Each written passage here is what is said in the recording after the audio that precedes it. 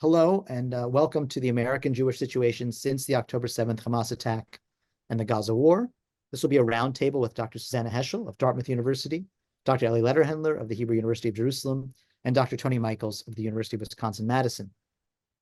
I'm Ken Moss, Harriet and Ulrich E. Meyer Professor of Jewish History in the college, and Director of the Joyce C. and Jacob Greenberg Center for Jewish Studies at the University of Chicago.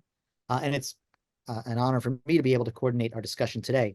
Before I introduce our panelists at greater length, I take this opportunity to remind our viewers that this event is the sixth in a series of lectures and conversations organized by the Greenberg Center at the University of Chicago, bearing on the October 7th Hamas massacre, Israeli responses, the ongoing Gaza war, the histories embedded in the crisis, and the effects and implications of all of these for Jewish and Palestinian inhabitants of the region and for Israeli society. Previous speakers have included Eve Luz, Dalia Scheinlin, Menachem Klein, Arya Dubnov, and Ofra Ashkenazi.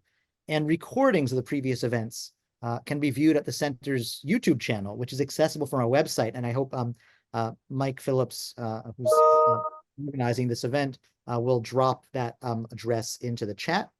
And I note with great regret that I'm sure we'll be continuing this special series next year. And I hope you will come back to be with us at future events in this series. Today, we turn our attention from Israel and Palestine to how that situation and its multiple effects here in the US may be reshaping or playing a role in a larger process of reshaping the situation and horizons of American Jews. Our inquiry will be led by three scholars of American Jewish and modern Jewish history who are not only eminent, but also keenly attuned and deeply insightful about the contemporary moment here. Susannah Heschel is the Ellie M. Black Distinguished Professor of Jewish Studies and the Chair of the Jewish Studies Program at Dartmouth. She's the author of Jüdischer Islam, Islam und Deutsch-Jüdische Selbstbestimmung, 2018. The Aryan Jesus, Christian Theologians and the Bible in Nazi Germany, 2008. And Abraham Geiger and the Jewish Jesus, 1998, among many other works. She has a forthcoming book co-written with Sarah Imhoff, the Woman Question in Jewish Studies from Princeton, and many other things on the horizon as well. Ellie Lederhendler is the Stephen S. Wise Chair in American Jewish History at the Hebrew University of Jerusalem. He's the author of American Jewry and New History, 2016, Jewish Immigrants and American Capitalism, 1880 to 1920, 2009, New York Jews and the Decline of Urban Ethnicity, 1950 to 1970, among many other works, including stretching back to formative works in Russian Jewish history and other fields as well. And he's the co-editor of the journal Studies in Contemporary Jewry, published in Jerusalem. Tony Michels is the George L. Massa Professor of History at the University of Wisconsin-Madison. He's the author of Jewish Radicals, A Documentary History, 2012, and A Fire in Their Hearts, Yiddish Socialists in New York, 2005, co-editor with Mitchell Hart of the Cambridge History of Judaism, Volume 8, The Modern World, 1815 to 2000, and he also has many things on the horizon, including a very, I think, profoundly relevant and much awaited book on American Jewish left relations to the Russian Revolution and to the American experiment. So very excited to present all these folks to you today. And last thing I'll say is if you have questions, that is to the audience, please jot those down and drop them in the chat, and we will get to questions at the end. Thank you to our panelists for being here, and let's begin. I want to begin by inviting each of you to articulate your sort of first take on the American Jewish situation today. Obviously, one key question, the question that brings us here, is whether and how, indeed, the October 7th attack and the ongoing war and their echoes in American Jewish civil society, what kind of impact they're having, what kind of effects they're having on the American Jewish political situation and social situation.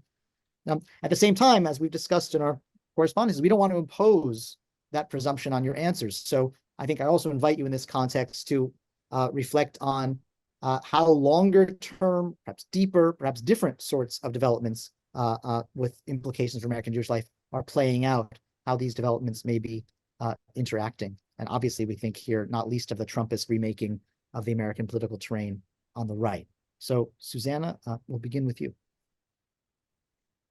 Well, thank you, Ken, and thank you for inviting me to participate today. There's much to say. Let me just begin with one point. What concerns me, first of all, is the mood, not only what is said and what's being done, but the mood in the United States right now is a mood of what I would call of sadism. There's a sadistic quality to the protests that take place, to the mobbing, to the doxing, to the rage. It's on the right and on the left. There's a sadistic atmosphere on the internet with revenge porn and public humiliation, etc. These kinds of attacks go to the internet where they have eternal life. And I ask, what is the root of this mood, of this rage? And how does it happen that although we may have very different political perspectives on the right and on the left, they actually are united in the rage and in the sadism, the mockery, the cruelty toward one another? That's shared. I don't know if it has emerged first on the right and infected the left. It almost doesn't matter. But I worry very much about how to overcome that mood. And it's not done, I don't believe, with arguments, rational arguments, responding to the political statements. How do we change the mood in the country? Because I think it's also very dangerous. And it has a feel to me of something revolutionary, that is, something that will overturn our institutions, our structures, our professional fields, our academic work, and so on, through the mood. That is, not through the arguments, but through the rage. Thank you. That's a bracing and I think very important way to begin. Ellie, I turn it over to you for your thoughts to begin with. Ellie, can you hear me? But I can't hear you. You seem to be muted. Oh, thank you. I needed Michael to unmute me from Chicago. Okay, yes. First of all, hello to everybody listening to us, and thanks to Ken for organizing this important discussion. I agree completely, Susannah, with what you said. In response to your question, Ken, I think I would say maybe two things. A, as you already intimated, this polarization, this extreme trend in American public affairs, in the way what Susannah referred to as the rage, in the way in which discourse has been conducted in America for years already, going at least back to 2016, possibly even before. That's certainly got to be taken into account. Nevertheless, it does seem to me that October 7th is a pivotal point in which all of those preconditions that set the groundwork for the tenor of what is happening in the streets and on campuses and in the internet and so forth, all of that on October 7th received a kind of a focal point that I think ignited all of those flammable materials in a whole new way that I don't think any of us really anticipated. The rage, the outrageousness, the polarization that we all saw happening in America for the last 5-10 years, I think we all had the idea somewhere in the back of our minds that, you know, this was marginal. It wasn't going to affect us in the mainstream. And lo and behold, October 7th taught us that we have to discard these preconceived ideas. The most hated word in Israel nowadays is conceptia, conception, in plain English, by which Israelis mean preconceived notions of how things actually are going to work, and that we are in charge of this conception because we built it. October 7th meant having to throw out this idea that we have everything under control. It turns out that we don't. And we have to begin to search our own minds to see how do we deal with this unprecedented situation. Tony, well, your opening thoughts, and then we'll have a chance to redirect and drill down into. I have an equally dim view of where things are right now. I think you know, we've had Jews have been in this country faced basically a problem now for at least, well, almost a decade, arguably more, and that is the rise of the extreme right with its anti-Semitism, marked by the election of Donald Trump, but has much deeper roots, and a strong anti-Semitism on the left. When I refer to the left here, I don't mean liberalism.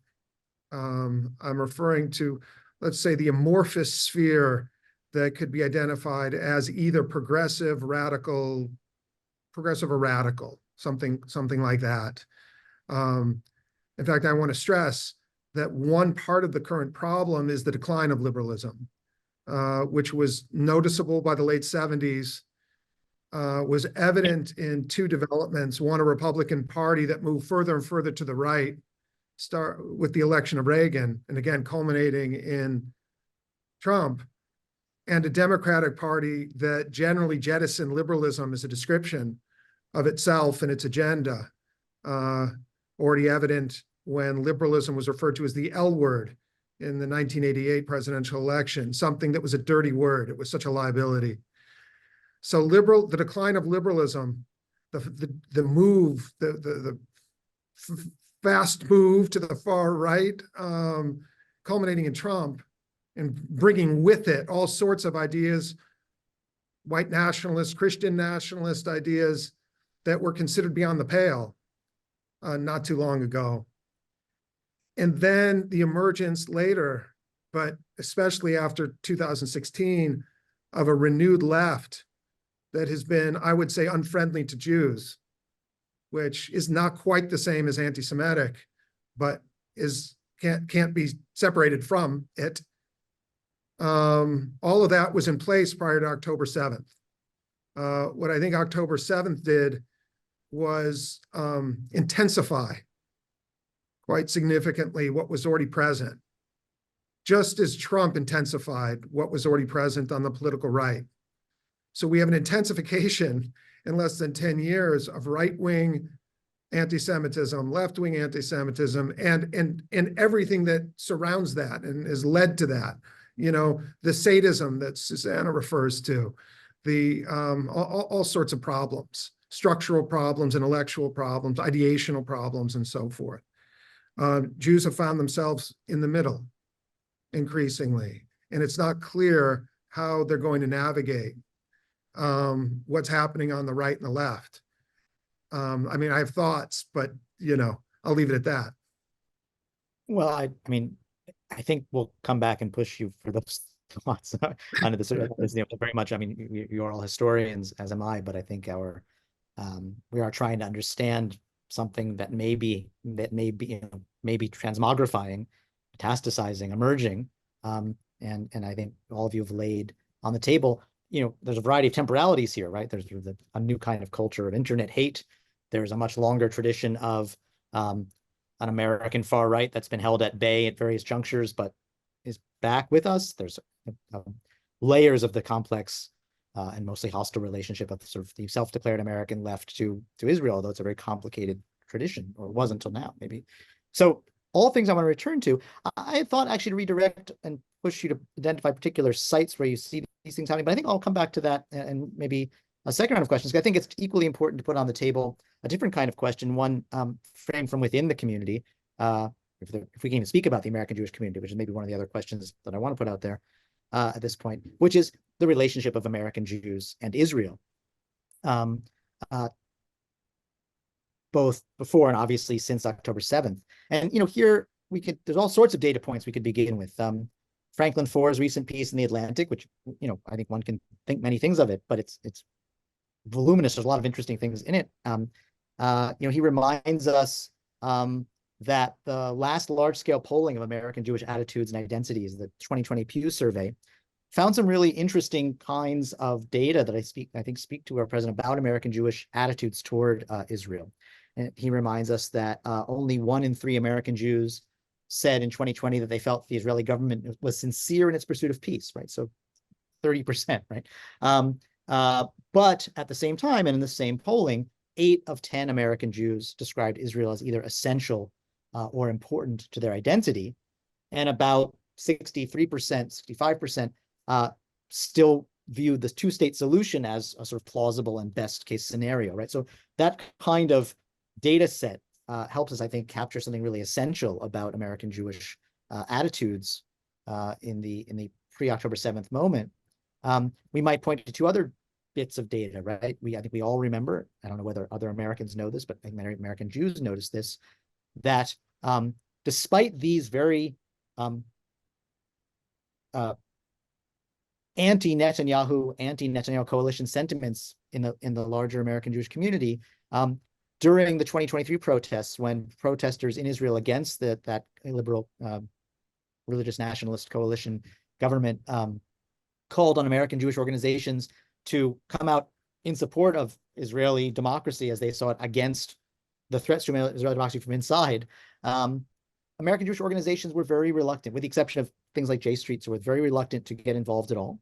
It might be a second data point. And a third data point that we can't yet measure, but I don't think there's any denying this, is that there are profound differences generationally in terms of outlook and experience, and these seem to be accelerating, or these divergences between an older generation and a younger generation seem to be accelerating and gelling since October 7th. So with that in mind, I turn over to you all your thoughts about how to think about the changing American Jewish relationship to Israel. And maybe again, Susannah, you'll start us off. Well, I've often felt that American Jews have a certain kind of fantasy about Israel more than a reality. And I would say with all of these polls that are done, I brought back to a professor I had at University of Pennsylvania, Samuel Z. Klausner, who was a sociologist who stressed the importance of correlation. So when there was some survey that came out that a surprising number of Americans believe the Holocaust never happened, and he said, well, what percentage of these people also think the United States never sent a man to the moon? So the correlation is important here. And yes, the crucial thing is the generational difference. And I would like to understand that. I would like to know what it is about younger people, what their understanding is of Israel and so forth.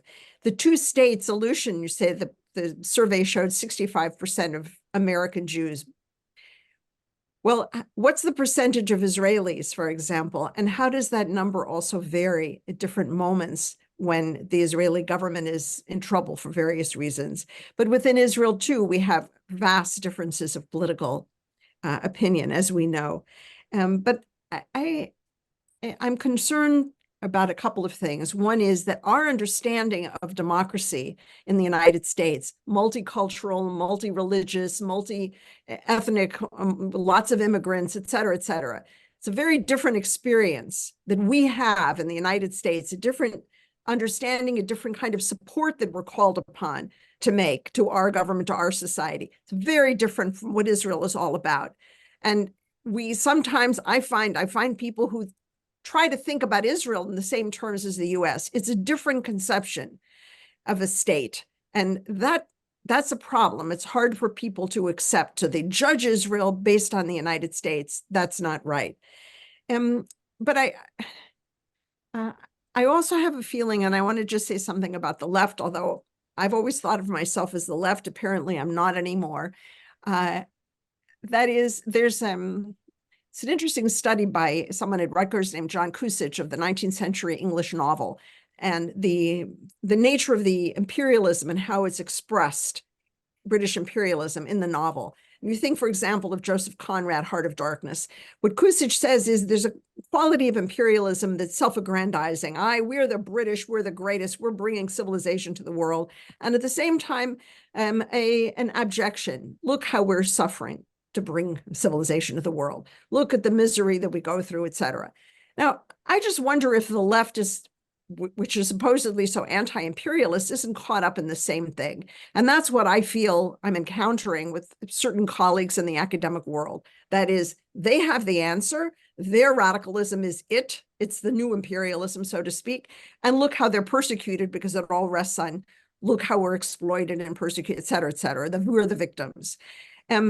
The left needs to do some self-criticism, self-examination, and I don't see that going on right now. I hope that it will come about. But that left critique of Israel is, I think, a very narrow-minded and self-aggrandizing critique. And so that's the other element here that I think is affecting a lot of young Americans' understandings or disaffection with Israel. Whether it's right or wrong, the criticisms, I'm putting that aside, but I'm just putting it into that context. Those in the academic side, the anti-imperialists, are also representing that kind of imperialist mentality that Kusic identifies. And then, yeah, then their critique of Israel is highly problematic to me.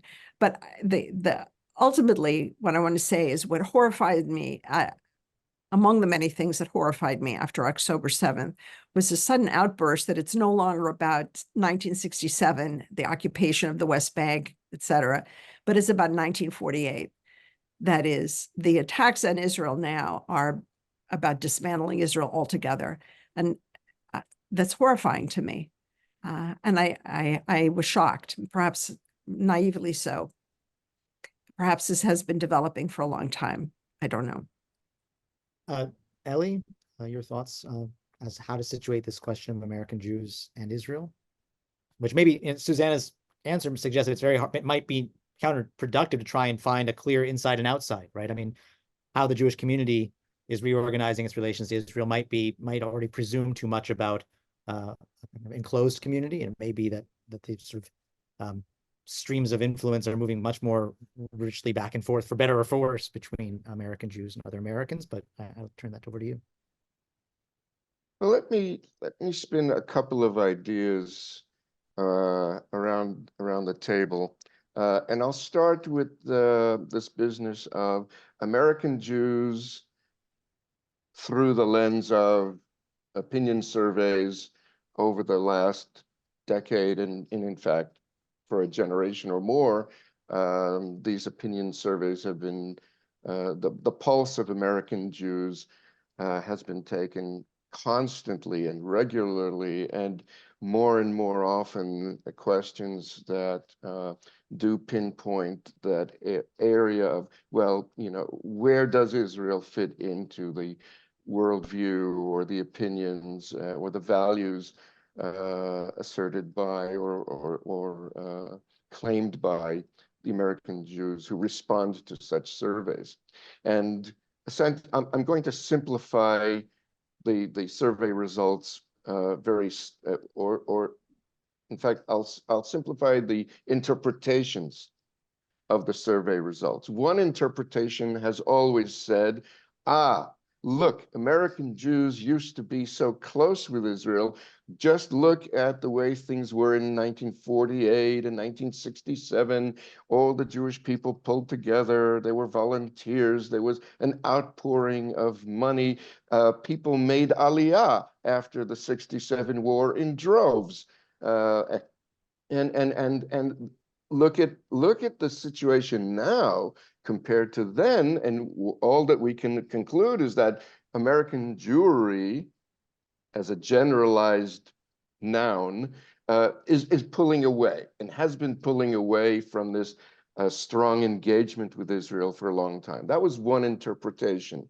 And the other interpretation basically said, no, you're absolutely wrong about this pulling away. The fact that more and more Jews seem to voice criticisms of Israeli policies simply means that they care about Israel very strongly. They care enough to make themselves heard. And so there are two points of view. One is that, there's this alienation and estrangement that, it's never going to go back to the way it was in the glory days. And the other view that says, no, Jews are simply being critical because they love Israel so much. I don't know if it's too soon. It's only been I say, 6 months, a little bit over 6 months since the war began. It may be too soon to judge where American Jewry might be headed if, again, we use this overgeneralized and loaded term, American Jewry, at all. But I will suggest this. From the point of view of myself, and I like Susannah, always considered myself on the left. And like half of the country here in Israel, we were out on the streets every Saturday night for 18 months, protesting the policies of the Netanyahu government, mostly centering around this so-called legal reform that they were pushing, but on a battery of issues. And like my Jewish friends in America who have a critical stance toward the Israeli government and have done for a while, and justifiably so, in my opinion. We were all on the wrong track, folks. Our enemies, as Susannah pointed out quite correctly, our enemies were laughing at us the whole time. It's no longer a possibility for us to say, well, we want to distinguish between Israel, which is a country and a society and full of people that we love, and the Israeli government. We're playing this game of separating the two so that we can feel better about ourselves as liberal people who also are Zionists and love Israel and love America. But all along, the other side that's been tooling up for this confrontation has been saying, no, there's no distinction here to be made. It's all about dismantling Israel. And they've captured the moment because they've captured the streets. And where does that put all of that polling business? I have a feeling that it's pushed it into irrelevancy.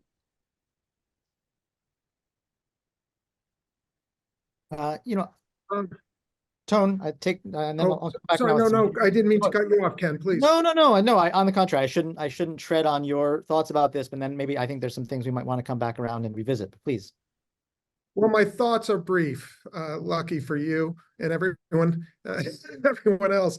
I just say that, I'm a little skeptical of the different polling figures I see. So much depends on the questions that are asked and how those questions are understood by the person answering them. Specifically, I don't quite see the massive generational shift that people talk about. And I say this based mainly on my experience with students. It seems to me that we're not seeing a generational shift away from Israel. I think what we're seeing is a segment of a generation that is becoming increasingly critical of Israel. So we're talking about it's a segment. So I think that's a big difference. I think most Jews I encounter are more or less liberal, more or less liberal, and more or less sympathetic to Israel, whatever that might mean to them. And then again, there's a smaller segment that is either quite anxious, ambivalent, and more among the more forceful, downright hostile. There's something I do want to note about this, which I think is important as a phenomenon. And I think a good number of those young Jews who have organized themselves into Jewish anti-Zionist groups. I mean, if I understand correctly, these groups would call themselves anti-Zionist groups. I think what's new there is that it seems that a decent number of those activists come from Jewish, went to Jewish, were fairly deeply embedded in the organized Jewish community growing up. They came of age in Jewish day schools, summer camps, and things of that sort. And in an earlier point in time when very, very, very few Jews went to day schools, in fact, virtually none did if they were not Orthodox. And here I'm referring to the post-World War II era, not the pre-World War II era. the post-World War II era, I mean, almost no one went to a day school, and so I think what's important about this is there seems to be a strong sense among this segment of a generation. They feel betrayed. This is what I hear and read, that they were taught one thing about Israel, then they find out there's a different reality. And that sense of betrayal is quite strong. I think it's important for understanding what's going on. I think the other thing is it doesn't suggest an indifference to Israel, just the opposite. It suggests to me an intense preoccupation with Israel. So, you know, how to describe that, sort of both intensely preoccupied with Israel, but anti-Zionist doesn't quite fit what earlier categories were. Certainly not when I was young, when I was in college and all that stuff. Those are just some thoughts. But I guess the main thought was, I think the much discussed generational shift is overstated. I think, again, we're talking about a portion of a generation. Yeah, I think, well, I mean, sorry, go on, please, Susannah. I just say that I think that's very interesting and important, what you just said. I would just say that I also encounter that with some students, but I also encounter students, for example, who've gone to day school and very immersed in Jewish affairs. And for them, the main defining question is always anti-Semitism. Anti-Semitism is the explanation for everything that's happened in Jewish history. And they have a hard time grasping the idea that, in fact, there were other factors and there were periods of good relations between Jews and Israel. They're obsessed with it. And I wonder where that comes from. What kind of education are they getting in these schools? And just adding to that, what I see going on at synagogues, JCCs, et cetera, propaganda that's highly unfortunate. I haven't heard myself in most of the synagogues that I know of people bringing in the kinds of dialogue speakers that we have at Dartmouth, for instance, where you get an Israeli Jew and Israeli Arab coming to talk with each other, you know, they engage in dialogue, talk about peace prospects, et cetera. I don't see that happening in Jewish community organizations for the most part. So that's another concern. And then the students come to college and they discover something, a new world. And that also makes them angry and turn against, as you say, the anger, the rage against what they've been taught all these years. That's all. You know, just 2 days ago, and this will also be available online for folks who missed it, that the Marty Center, a center for sort of public-facing engagement with questions of religion here at Chicago, organized along with the Greenberg Center. It sort of accidental, these happened the same week, but a different panel on contemporary American Jewish life. And you know, if I could have those 4 speakers here with us, it would be a chaos. But I'll try and channel something that strikes me as a different tone that came across there in some of the same questions. And this is not to disagree with anyone here or to agree, but just I would say that the tenor of the argument that I heard from most of those speakers was that they see particularly what's going on in the younger generation, not just students, but 20-somethings, millennials, and so forth, in a considerably different light. And I think a lot of them thought that one of the things that October 7th seemed to be catalyzing, that was already there, was not just new forms of engagement through critique, but actually at least several other things, right? Genuinely robust, serious, and institutionally sustained anti-Zionism connected to, or declarative anti-Zionism connected to declarative engagement with Judaism, right? Which is, you know, since, I don't know, the 1950s, right? In parts of the Reform movement, or Satmar, we haven't seen things like that. And how institutionalized that can be, I don't know. But before October 7th, you know, I was in Baltimore for many years. There was there's an active minion that seems largely organized around a kind of desire to reject sort of Israel and all its works and find some way to connect that to an engaged spiritual practice or something like that.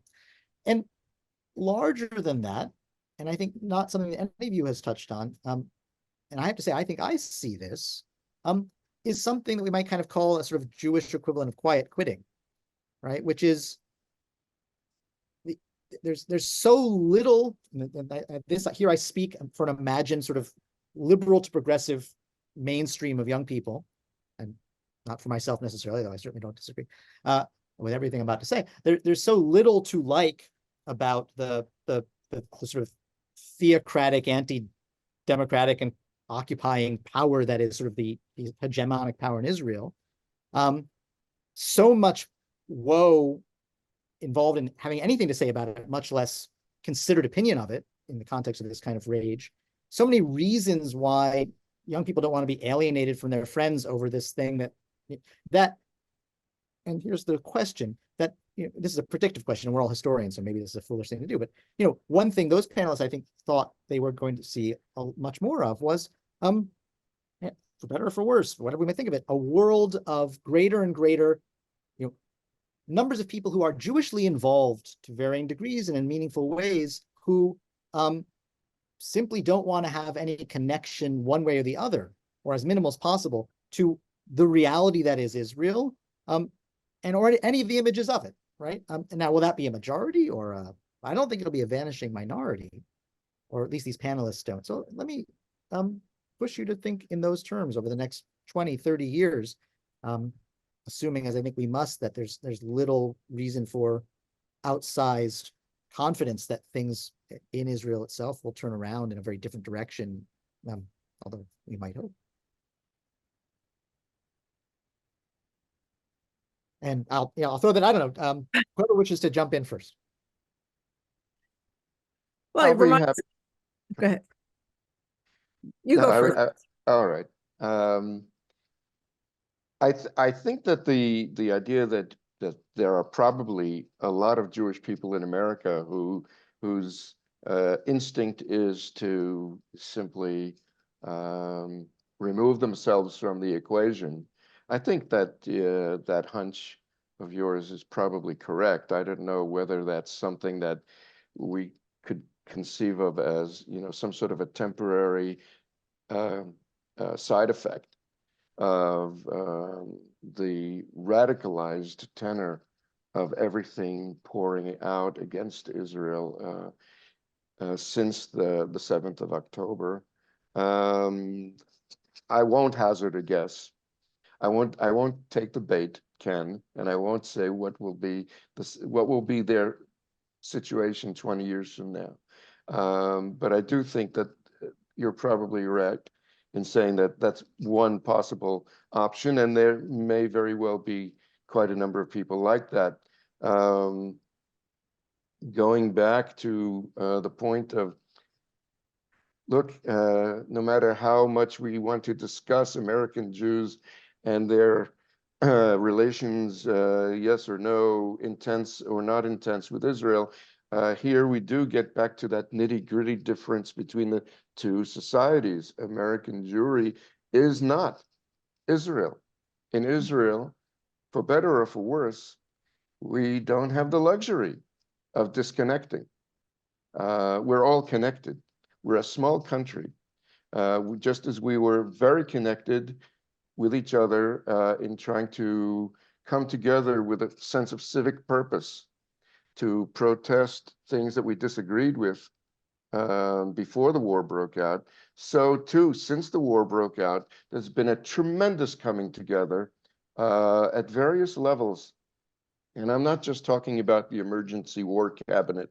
That's sort of like, the thing that could be most easily predicted. I'm talking about on the more everyday level in which coming together is the preferred option.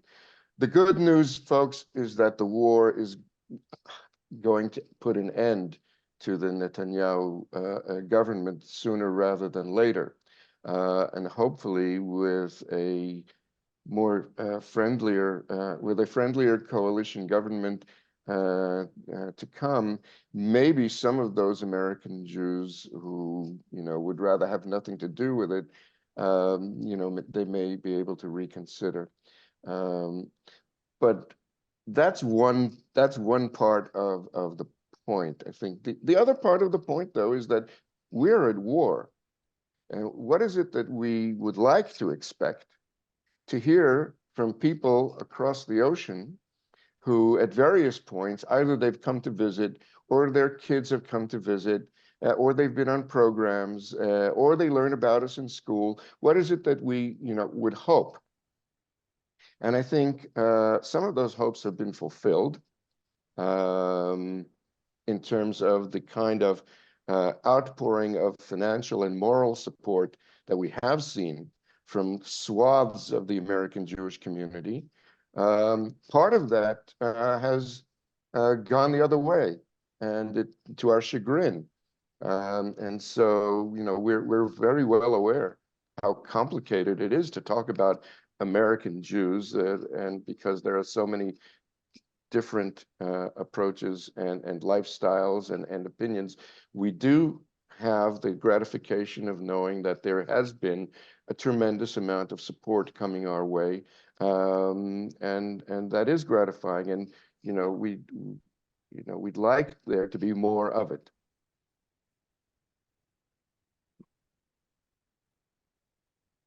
Tony, any thoughts that you want to parachute in Just here? very quickly, I mean, I'd agree with you, Ken, that there is, there emerged in the late 60s an element of young Jews that were anti-Zionist but Jewishly engaged. It didn't, that continued to exist up to October 7th. It still exists. There's no reason to expect it to disappear. I think you could say it's at least, if not a permanent, then a long-term fixture of organized Jewish life. Its fortunes, how big or small or whatever happens to it, will probably be affected by two things. One is the strength or weakness of the overall left, and the other will be anti-Semitism. In other words, its thinking about issues will be very much influenced by anti-Semitism. I think those are the two factors that will shape the future of this segment of youngish American Jews. Let's so I've pushed you all toward the predictive, and lest you think that we're done with that, I will come back around to the predictive. But let's now turn back around really to our first question about the larger situation of American Jews, and I'll invite you to further historicize that, and take a dive deeper into U.S. Jewish history. Thinking as historians, and maybe not just historians of the U.S., but of course, Susannah and Ellie may also think as historians of European Jewry. We have a situation where it seems like a lot of American Jews say that they feel threatened, anxious, afraid, and nobody feels like things are swimming along nicely in any particular way, or certainly that things are uncomplicated. We certainly have more reportage of incidents that can be typed as anti-Semitic, that certainly in some cases are anti-Semitic, I think by any reasonable definition, maybe other cases not. To what extent is this unprecedented? If we have precedents, when and where do we look for them? And what is to be learned from what parts of the American Jewish past? And you've all in different ways written about moments when societies of highly integrated Jews, American and German particularly, have faced sudden and sometimes quite expected and sometimes unexpected forms or shocks or jolts to that integration. And so maybe this is a chance to take a deeper dive into the history that can help illuminate the present. I'm going to just close my window because there's a truck coming through. Hopefully that's not metaphorical in any way. It's an anti-Semitic truck. Maybe we'll move in the opposite direction. Tony, start us off, and then we can move through Ellie and Susannah. Well, I think very little right now was unprecedented. So the anti-Semitism of the far right has been with us for a long, long time. Again, it's ebbed and flowed. There was a significant ebbing. Is ebbing when it goes out, the tide goes out? I think so. So there was a receding, there's an ebbing of far right, white supremacist anti-Semitism, I'd say, around the mid-60s. with qualifications. By the 1990s, there was a strong feeling in this country that this kind of anti-Semitism was a thing of the past. That itself deserves study, which is to say, why, despite the evidence, why, despite the killings, the arson and so forth by far-right groups, did American Jews and so many others convince themselves that this was an aberrational phenomenon, not something that had deep roots in American history? That's an editorial question of mine. In other words, why didn't American Jews see in the 1990s, especially when there was a sense of an end of history, when a feeling that all the big problems and questions had been solved, why didn't they see what was actually still visible in American society? So anyway, my point here is that's existed for a long time. The question of left-wing anti-Semitism is a little trickier. And here's what I mean by that. The old left, which is to say the pre-World War II left, based in the Socialist Party, the Communist Party, the old Trotskyist parties, the various Marxist or Marxist-oriented left-wing parties, were not anti-Semitic. They were refuges from anti-Semitism in an American society when being Jewish was a liability. It was disadvantageous to be Jewish in large sections of American society prior to 1950, but not on the left. That's, I think, a good gauge of what I'm citing this to try and give you a sense of how different things were. However, with the new left, and especially in the late 1960s, things started to change. Jews who were already, left-wing Jews were already complaining in the late 60s of anti-Semitism on the left. There was already a discussion in mainstream Jewish organizations of a new anti-Semitism, right? You still hear that term, even though it's 50 or more than 50 years since its coinage. But in any case, so that's a newer phenomenon. Now, left-wing, so that's one thing I want to say. It's newer, but by now getting old. Two other things I want to add to this. One is this left-wing anti-Semitism often shares much with the far right. And that is specifically an obsession or at least a preoccupation with Jewish power. The idea that Jews are really powerful and that unusually powerful, and that they somehow stand in the way of social justice or the common good. That idea is a far-right idea that migrated. How that happened is still yet to be studied, I think, in this country systematically by a scholar, as opposed to commentators, journalists, and people like me, freelance observers or something. So that still has to be studied seriously. How certain notions that were typical of the far right came to be common currency on the left, often in modified form, for sure. And again, and the final thing I want to say again is I think what's happened especially since October 7th, is the intensification of this. It is so widespread, so intensely felt, that it feels like we're in a new era. And I agree. In other words, I think we're in a new era that has deep roots.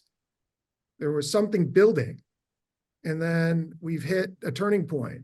And I think that's where we are. We don't know how it's shaping up, but I'm quite convinced, again, it's old and new at the same time. Ellie, someone who's written one of the very few good general histories of American Jewry, what are your thoughts about where to look in this history for context? Well, look, I'm going to start with a confession, vidui, and I refer back to my earlier remarks about having to re-examine all of our preconceptions up until quite recently. And recently, I mean like 4 or 5 years ago, really.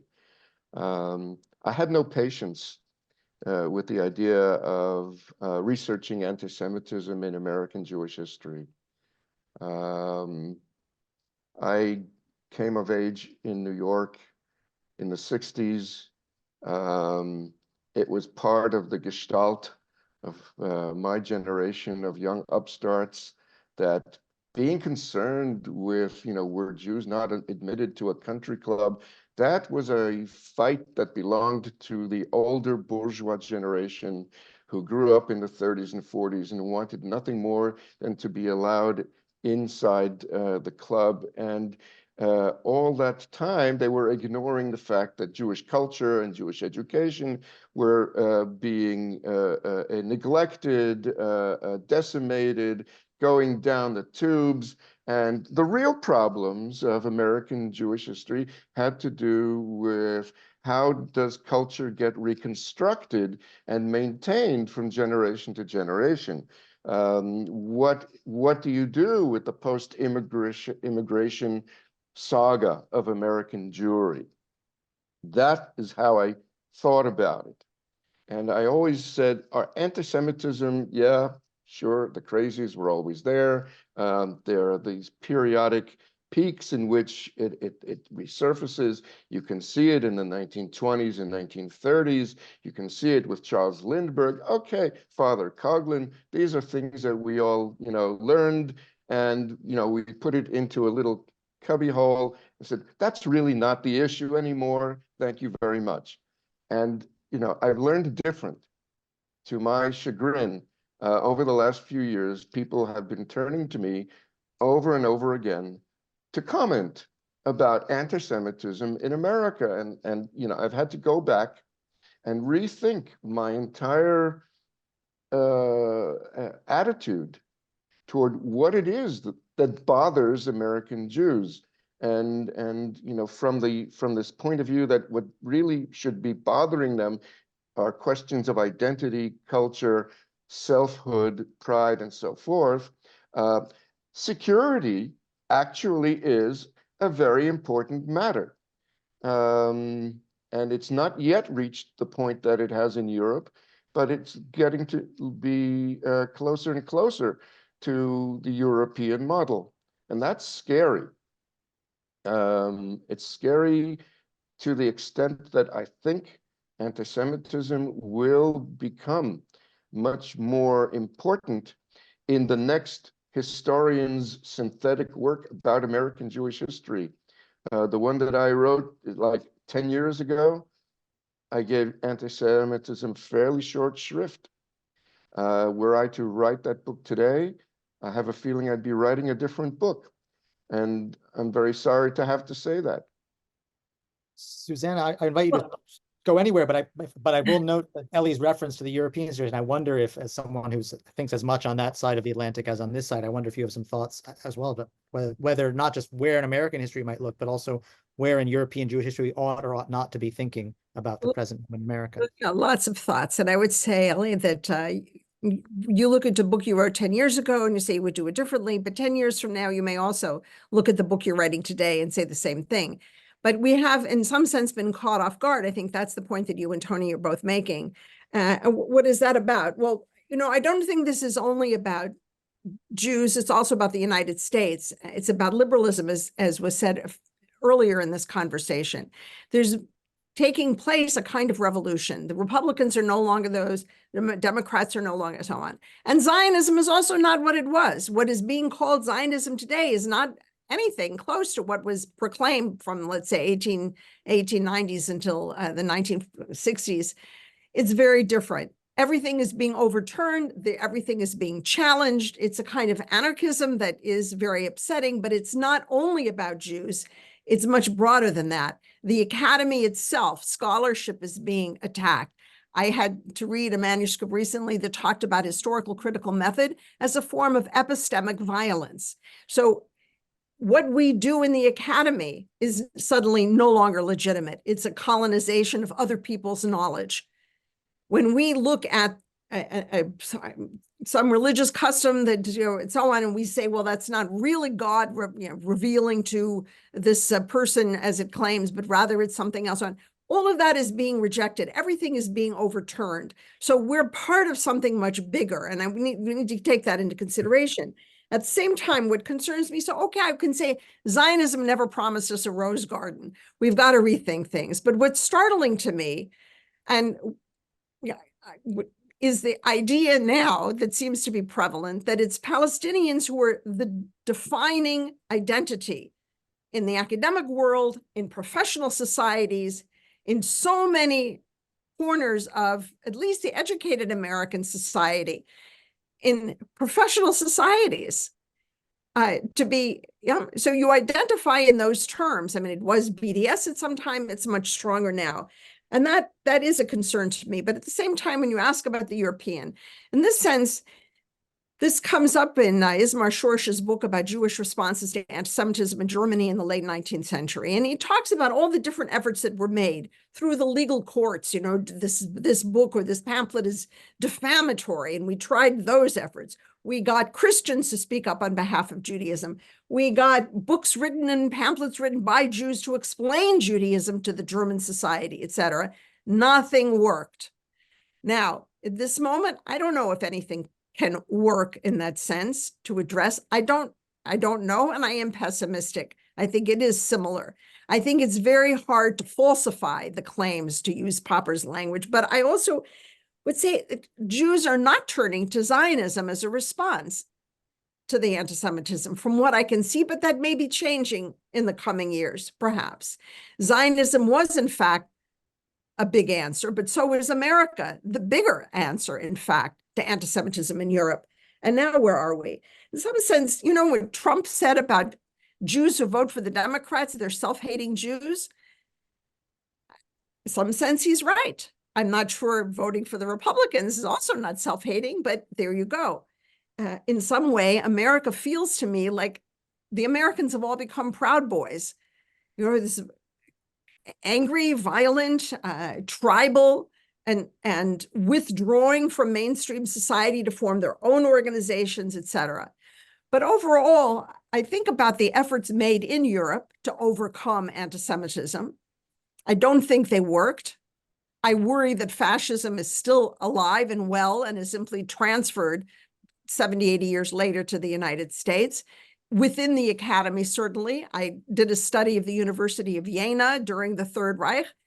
I have to say that I have echoes of it here today. I also wonder if the humanities will last, or if Congress will say we're cutting off federal funding because this is no longer education, it's political agitation that's going on in colleges, in the humanities, in these interdisciplinary programs. So I think all of us in the academy ought to be a little more cautious in what we're doing, or we're going to be eradicated. That's another thing. But I also say that when we think about anti-Semitism, one of the things that frustrates me with the ADL and with the Campus Watch and the Combat Anti-Semitism, all of these many organizations, is that they point the finger, they label, they said, that's anti-Semitic, this is anti-Semitic, that's anti-Semitic. Well, maybe, but that isn't making it any better. And that's not doing anything about it. The ADL every year says it's getting worse. Give us money. Well, we give you money and it's getting worse, so maybe you're not doing it the right way.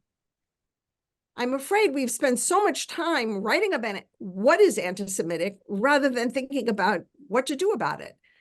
We didn't come up with the ideas in the 19th century. Are we going to come up with some response in the 21st century? Or are we just going to sit here and watch and say that's anti-Semitic? Or say, let's get out, let's go to Israel? I don't know.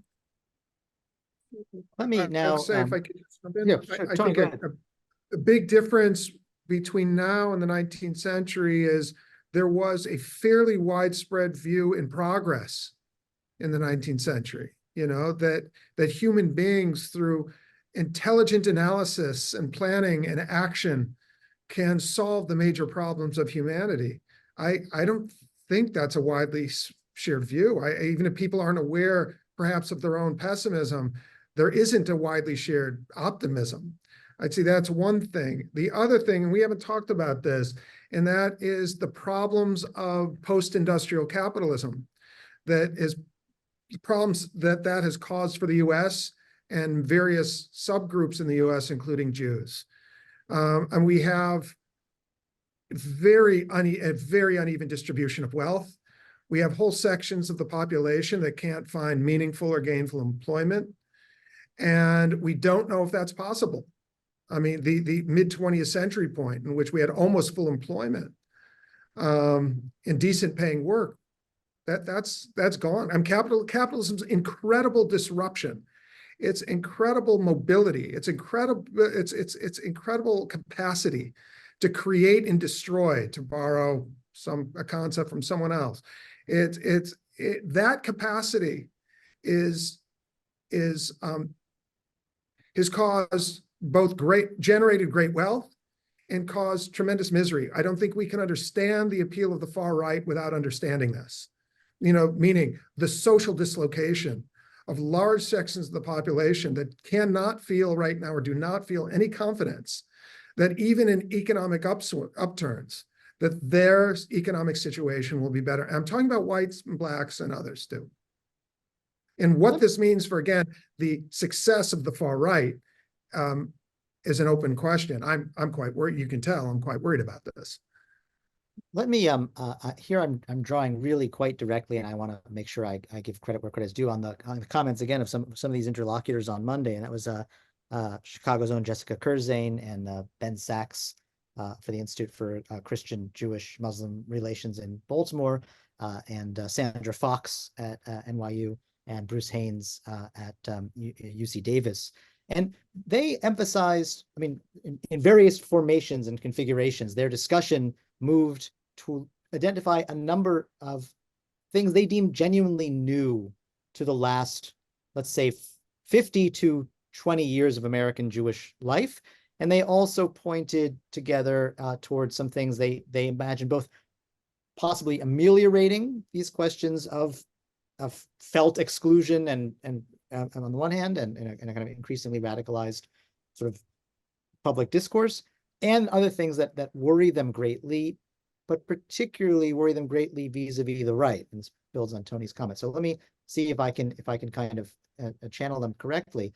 I mean, one point that Jessica Kurzane and others made, I think very compellingly, is one thing that I think is quite new in American Jewish life, and maybe has gone considerably farther than it ever went in Germany or France at any juncture, is that one of the impacts of large-scale intermarriage and also integration in all other ways in sort of into American middle-class society is that Jewish people have never since, I don't know, the Hellenic world, have Jews and non-Jews been so entangled in families and in intimate settings in ways that for these panelists suggest, I think broadly speaking, an important break on something like a fully extrusionary anti-Semitism and a new kind of horizon of lots new layers in which discourse about questions that concern Jews, Israel, but also American questions are going to be constantly kind of capitulated and recapitulated in private settings as well as public ones. So that's one thing. I'm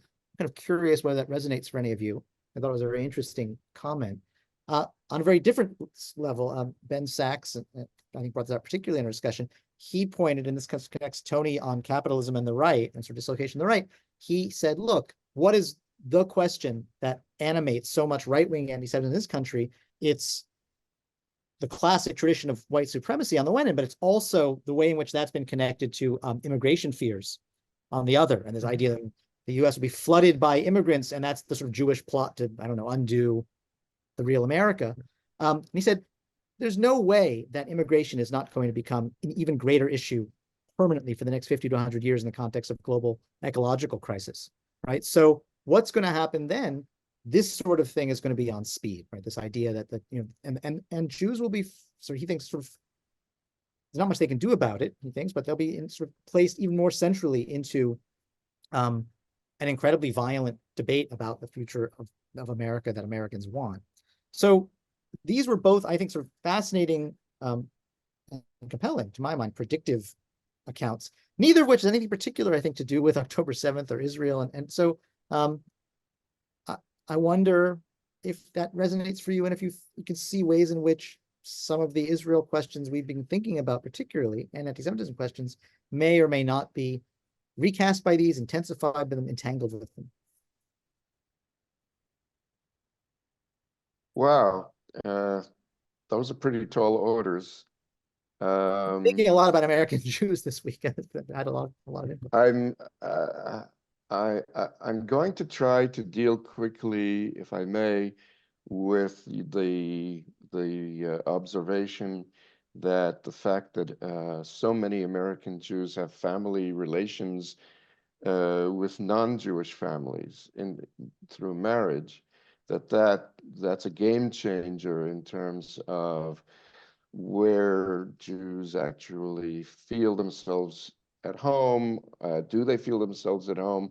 Are Jewish related issues being filtered through a much larger portion of the American population, perhaps with empathy or sympathy of one degree or another? I'm skeptical of that entire line of approach. We saw another Jewish society that achieved huge intermarriage rates beyond 50%. It didn't help them one whit. I'm talking about the Jews of the Soviet Union up through the 1970s and 80s till the collapse of the Soviet Union and beyond. We know how that ended. It ended where a lot of the non-Jewish relatives were very happy indeed to make the emigration route their own, because it was their way out of the pits in terms of where Soviet society and post-Soviet society was headed, and most of them made the right decision, I believe. But the larger point is that it didn't help the Jews living in the Soviet Union feel more wanted, accepted, or tolerated or coddled just because they happened to have non-Jewish spouses or children or in-laws. So you know, I'm not saying that you can make a quick analogy between the Soviet Union and the United States. I'm saying that the objective data about intermarriage rates in and of themselves don't really teach us a great deal about how the rest of society or its institutions are likely or unlikely to look at Jews.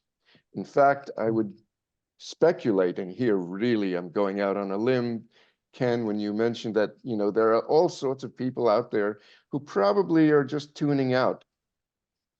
You know, someday somebody will poll those people and see, you know, where were their, you know, parents and grandparents and so forth on this scale of tuning in or tuning out. I don't know. We have to wait for that.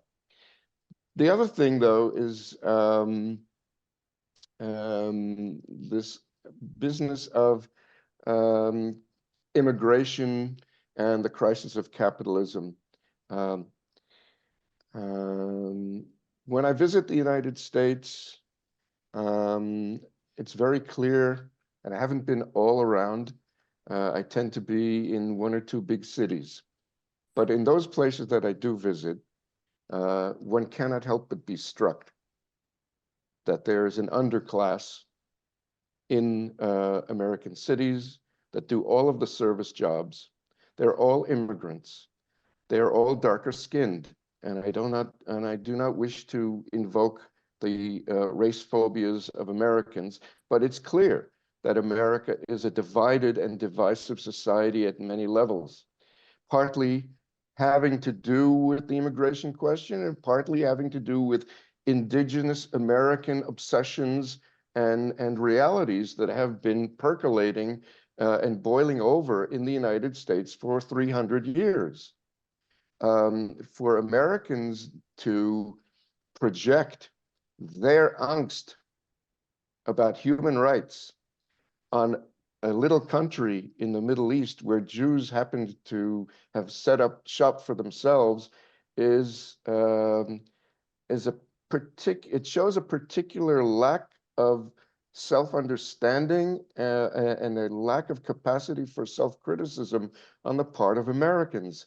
And I say this with a great deal of pain, but I think that American society is so divided within itself that it cannot conceive of dealing with its own problems without projecting it on someone else.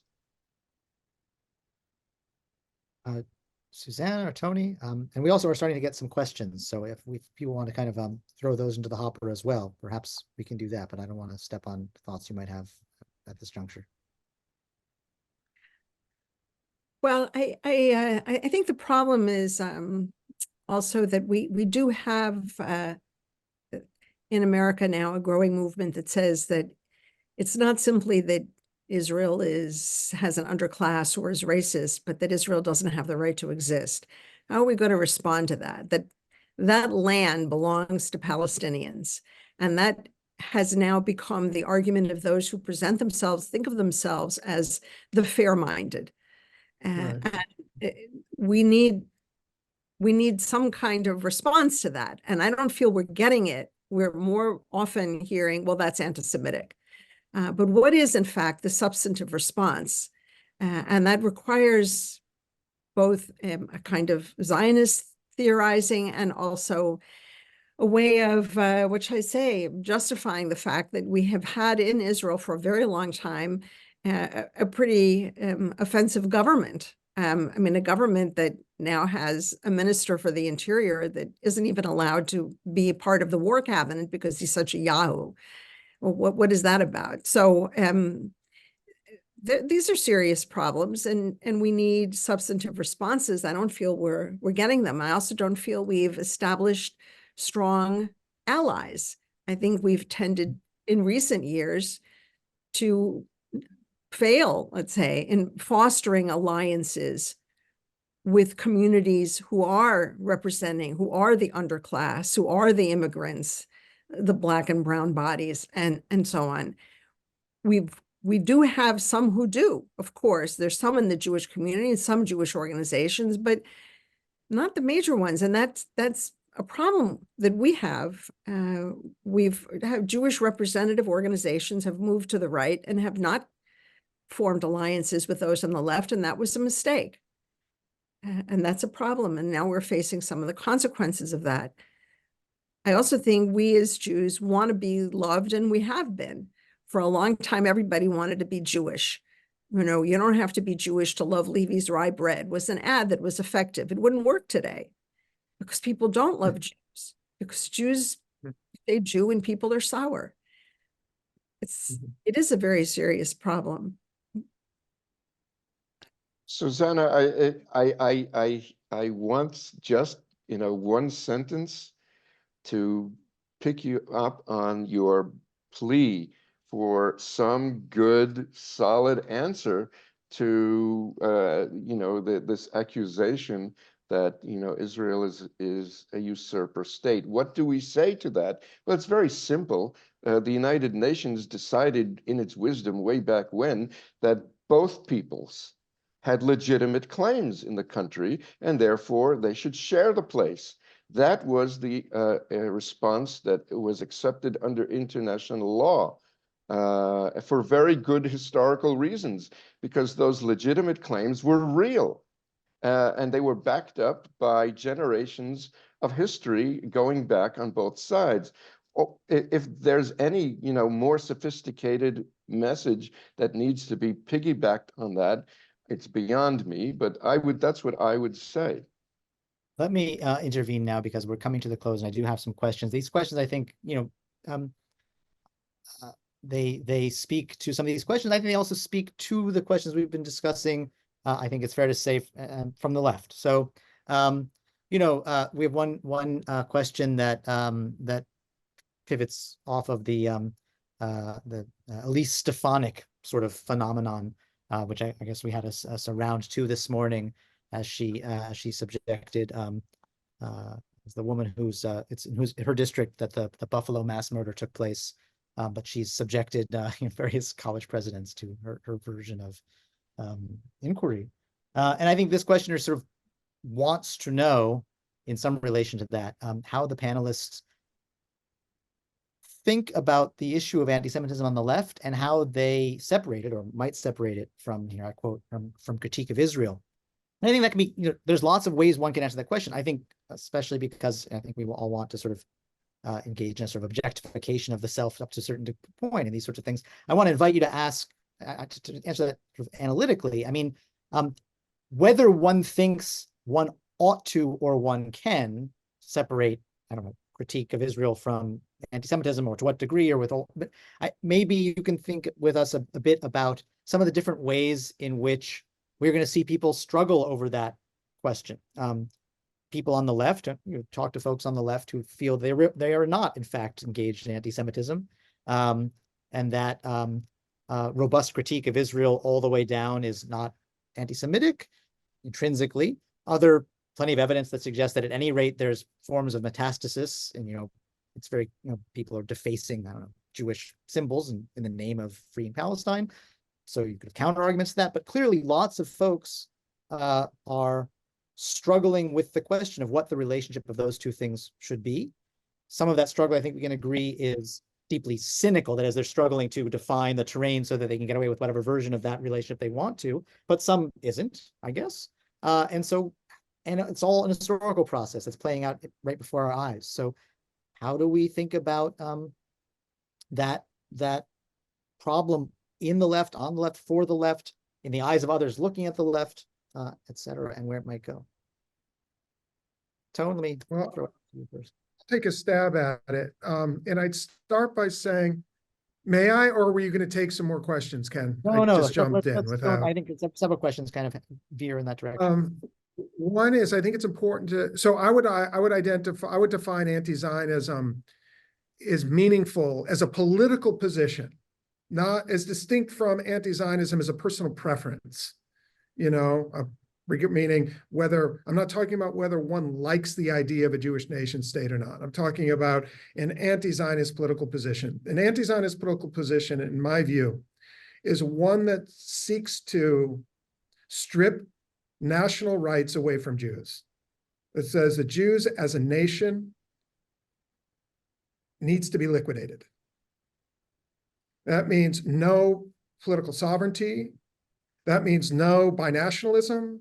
That means no confederation or some such agreement. It means that Jews cannot constitute themselves any longer as a nation in what is now Israel. To me, that's anti-Zionism as a political position. So first part of my question is to define what that is, and then I would say that is simply anti-Semitic. The stripping away of Jewish rights is anti-Semitic. It can only be achieved furthermore through war. So it entails mass killing. This is, and to justify all this, one has to say so many bad things about Jews, so many distortions, so many falsifications, so much ill will, let's say, that you're talking about an anti-Semitic phenomenon. I'm distinguishing all of this from critique of Israel. All right, I think these are two basically different things. Final thing is, we've become accustomed in this country to talk about anti-Zionism as a left-wing phenomenon. It is equally a far right-wing white supremacist phenomenon. Read David Duke. And what he has to say about Zionism in Israel isn't that much different from what you see on the left. This has always been a white supremacist position, that Israel is a beachhead of Jewish power, that the Jews are continuing their dangerous, nefarious work through Zionism in Israel. So it's a right-wing and a left-wing phenomenon. I'll leave it at that. Yeah, well, all right. Let questions, I think more questions along those lines. And so maybe I'll just, let's grant the. I think Susannah wanted to say something. Yeah, go, I'm sorry. Just say that I agree with you, Tony. My worry would be that if I were to present this to some people I know, academics, professionals, they would say, so it's anti-Semitic? I don't care. In other words, there was a time when you would say this is anti-Semitic and people were horrified. Oh, that's terrible. Today, I'm not so sure that all of my colleagues would say, oh my God, that's anti-Semitic, that's terrible. They would say it's deserved. So again, the definition is, I completely agree. I'm not sure. I think it's gotten as bad as it has, to the point where the definition no longer carries the weight that it used to carry among certain people within a large chunk of the intelligentsia in the United States, and I would say in Britain and in some other parts of the world as well. What do we do about that? And these are the people who would say this is racist, this is sexist. Sure. But go ahead, Ken. No. So I mean, I think I'd like once again, maybe we'll end this here, we'll end, to think about this predictively. I mean, it strikes me, and you don't have to agree, but I think we can say that regardless of the definitional place that we, each of the four of us and all of our listeners, might come down on what are the relations normatively between anti-Zionism and anti-Semitism, and to bring it back to the kind of organizing concerns of this panel. One thing that struck me all before October 7th is that regardless of whether we think these things are thickly entangled or not terribly related at all, we can ask ourselves, what will happen to American Jewish involvement in certain sectors of American civil society, the most progressive sectors, the progressive sectors where Jews are clustered professionally, educationally, and in all sorts of other ways, and personally? What will happen, regardless of whether anti-Zionism is anti-Semitism or not, and how we draw that line, where anti-Zionism becomes a kind of hard line marker of whether you are a decent human being or not, right? On the one hand, right? But of course, at the same time, 80% of American Jews who self-identify as broadly liberal, who vote Democrat year in year out, are not going to shift en masse to the right at a social level, because the Republican Party is no longer a conservative party of any sort. It's at the service of a fascist, right? So how do you see, maybe we want to particularize this and look at particular places in American life where the question of Zionism, not just anti-Semitism, and anti-Zionism will become defining for Jewish experience, and maybe in other places it won't. I mean, it might be that this is a very chiaroscuro sort of story, but I think we all feel that campuses may perpetually be such a place. And schools, that's the part of the Franklin Four that I think people found striking, is his description of what's going on in elementary and high schools in places like Berkeley and Oakland. But how different will that be, let's say, from the American Jewish experience of the 20s and 30s? How much will people be pushed out of these sectors? And that's one way I don't disagree. I don't fully agree with you, Ellie, that the interconnection of American Jews to so many other Americans in the same spaces is irrelevant here. But so let's end on that note. Again, predictively, what will it mean if anti-Zionism becomes the organizing principle for progressive belonging, even as the American right is becoming more and more a site of populist, nationalist, racist sort of politics, a la kind of global populism? Well, I would say that if that happens, that taking an anti-Israel / anti-Zionist position is taken to be a measure of one's decency, whereas anti-Chinese or anti-Russian stances don't merit that kind of a status as a litmus test between people who care and people who couldn't give a damn, then that in and of itself should give us pause and should have us relate back to this issue of what it is about anti-Zionism that smacks so strongly of anti-Semitism. The fact that there are 2 million Afghanis that are being pushed out by Pakistan and nobody seems to really care. Whereas, every student of 18 years old who doesn't even know where the Black Sea and the Red Sea happen to be, or the Mediterranean, that they seem to believe that taking a stance on anti-Zionism is what's going to make them a decent person. I find that kind of thinking augurs very, very ill